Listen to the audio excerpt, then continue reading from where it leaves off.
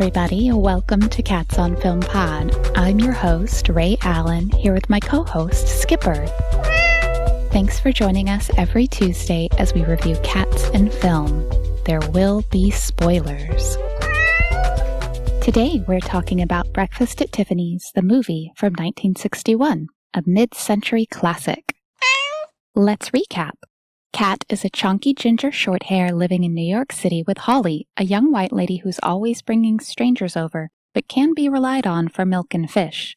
Cat almost gets a trip to Brazil, but ends up in a cold, rainy alley with a couple of mixed-up white people who don't know enough to come in out of the rain. Yes, they seem to use the same cat the whole time, no dummies or puppets. I know, not cool throwing Cat on the window shutters. Skipper, you are so right. He really is a cornerstone of the story. Cat and Holly Golightly are bonded. She sees Cat as less spiritual and more practical. They're on the same journey together. They found each other down at the Moon River and have lived together for around a year. Instead of being kept by a man, Holly takes someone else in, transitioning Cat to an indoor cat. When Holly is caring for Cat, she's also caring for herself. She identifies with him far more than any of the humans we see. The cat has to keep his guard up whenever men come over, but sometimes he gets to jump and walk on them. I'm sorry. I love seeing Cat surprising Paul like in a horror movie.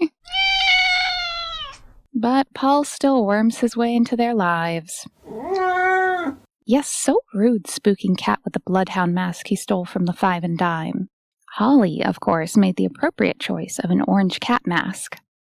At the end, Cat and Holly are supposed to go to Brazil together, but then Paul shows up. He starts in on her, negging her and all. The rat. Poor Cat. Audrey Hepburn even said putting him out in the rain was one of the most despicable things she's ever done. Poor, patient Cat. He even won an award for this performance. Then after Paul tells off Holly and leaves the cab, she finally has a moment of quiet reflection and realizes her mistake. She pushed away the creature who mattered to her the most because she was feeling self-destructive, so she runs out into the rain to find Cat. Then Cat has to get sandwiched between Holly and Paul while they go in for a hacky kiss, still out in the rain. How many paws do you give Breakfast at Tiffany's, Skipper? Only 2 paws out of 4. Cat represents felines well, but the humans, both the filmmakers and the characters, definitely mistreat him.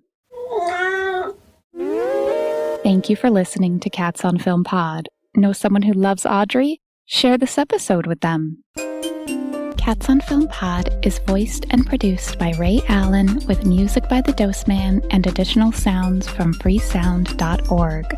Visit catsonfilmpod.com for updates, cat pics, merch, and more. Cats on Film Pod.